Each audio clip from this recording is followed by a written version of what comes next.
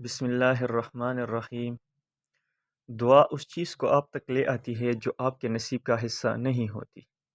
صبر کرنا مشکل ہے، لیکن کبھی سوچا ہے جب وہ چیز تمہیں اللہ دے گا تو اس کی خوشی کتنی ہوگی؟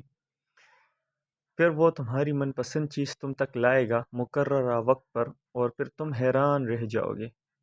کن کی امید میں یہاں تک آ گئے ہو تو صبر رکھو، بدل جائیں گے حالات بھی۔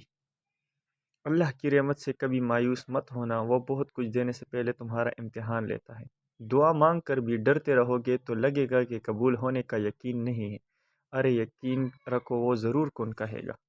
اس آزمائش اور صبر کے ذریعے ہی اللہ تمہیں اس چیز کے لیے تیار کر رہا ہے جو تم مانگ رہے ہو۔ مایوسی کفر ہے، وسوسے ایمان کے لیے زہر ہے، دعا عبادت ہے اور یہ دعا مقبول ہے۔ جب کوئی دعا قبول ہونے میں وقت لیتی ہے تو تمہیں لگتا ہے کہ بس اب کہانی ختم ہو گئی ہے، اور پھر انسان وہ دعا مانگنا ہی چھوڑ دیتا ہے۔ مگر شاید کہانی تو وہی سے شروع ہوتی ہے، اللہ اور انسان کی۔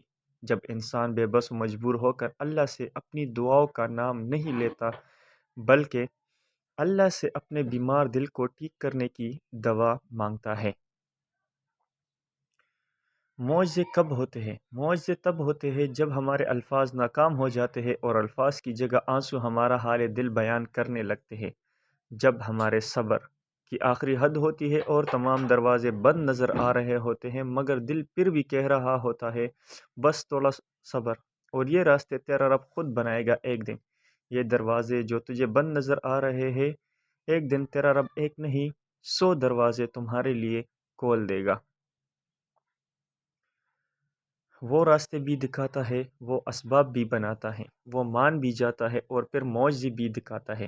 بس ناممکنات لمحوں میں بھی دعا مانگتے رہو، کیونکہ وہ یقین رکھنے والوں کو کبھی خالی ہاتھ نہیں موڑتا۔ سارا قرآن ایک دعا ہے۔ دعا امید ہوتی ہے نا، ہر چیز کے لیے دعا ہے، تو اس کا مطلب یہ ہے کہ اللہ ہر مشکل میں ہمیں امید بھی دے رہا ہے۔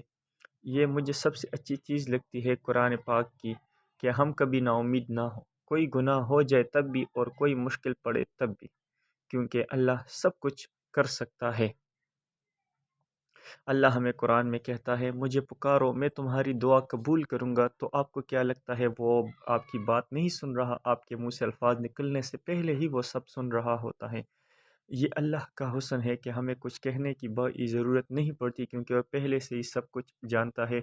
جس طرح قرآن میں ارشاد ہے اجیب دعوت الداع اذا دعان، میرا بندہ مجھے جب بھی پکارے گا میں اس کو سنوں گا۔ اللہ تعالیٰ فرماتے کہ میرا بندہ جب بھی مجھے پکارے گا تو میں اس کو سنوں گا نہیں بلکہ جواب دوں گا، جواب نہیں بلکہ قبول کروں گا۔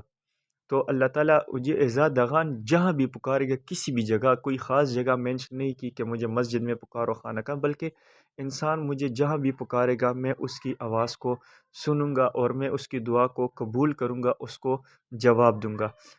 فَلْيَسْتَجِيبُوا لِي، لیکن میری ایک شرط ہے۔ اللہ تعالیٰ فرماتے کہ میری ایک شرط ہے، فَاذْكُرُونِي أَذْكُرْكُمْ، تم مجھے یاد کرو گے تو میں تمہیں یاد کروں گا۔ اللہ ہمیں توفیق۔